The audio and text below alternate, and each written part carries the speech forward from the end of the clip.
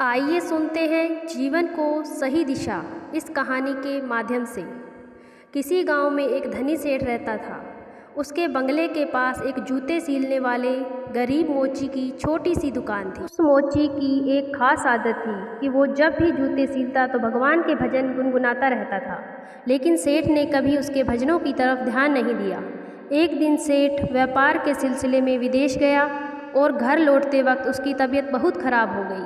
लेकिन पैसे की कोई कमी तो थी नहीं, सो देश विदेशों से डॉक्टर, वैद्य, हकीमों को बुलाया गया, लेकिन कोई भी सेठ की बीमारी का इलाज नहीं कर सका। अब सेठ की तबीयत दिन प्रतिदिन खराब होती जा रही थी। वह चल फिर भी नहीं पाता था। एक दिन वह घर में अपने बिस्तर पर लेटा था। अचानक उसके कान में मोची के भजन गाने की आवाज़ सुनाई दी।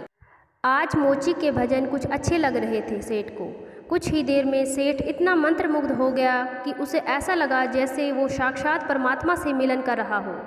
मोची के भजन सेठ को उसकी बीमारी से दूर लेते जा रहे थे। कुछ देर के लिए सेठ भूल गया कि वह बीमार है। उसे अपार आनंद की प्राप्ति हुई। कुछ दिन तक यही सिलसिला चलता रहा। अब धीरे धीरे सेठ के स्वास्थ्य में सुधार आने लगा। एक दिन उसने मोची को बुलाया और कहा, मेरी बीमारी का इलाज बड़े बड़े डॉक्टर नहीं कर पाए, लेकिन तुम्हारे भजन ने मेरा स्वास्थ्य सुधार दिया। ये लो 1000 रुपये इनाम। मोची खुश होते हुए पैसे लेकर चला गया। लेकिन उस रात मोची को बिल्कुल नींद नहीं आई। वो सारी रात यही सोचता रहा कि इतने सारे पैसों को कहाँ छुपा कर रखूँ और इनसे क्या क्या खरीदना है।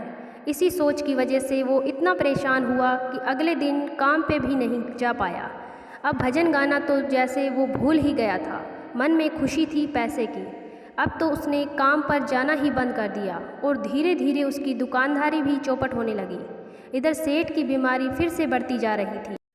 एक दिन मोची सेठ के बंगले में आया और बोला, सेठ जी, आप अपने ये पैसे वापस रख लीजिए। इस धन की वजह से मेरा धंधा चौपट हो गया। मैं भजन गाना ही भूल गया। इस धन ने तो मेरा परमात्मा से नाता ही तुड़वा दिया। मोची पैसे वापस करके फिर से अपने काम में लग गया और कुछ ही समय में फिर से अपने भजनों और दैनिक कार्यों में व्यस्त हो गया।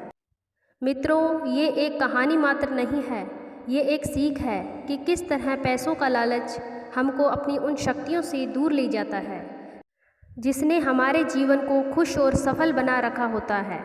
हाँ, अगर आप अपने पास आए धन को अपने दिमाग में न घुसने दें, उसे किसी सद्कर्म में लगा सकें या कहीं इन्वेस्ट कर दें, पर अपने दिमाग पर हावी न होने दें, तो फिर आपकी जीवन की गति सुचारू रूप से चलती रहेगी और आप अपने जीवन को एक सही दिशा दे सकेंगे।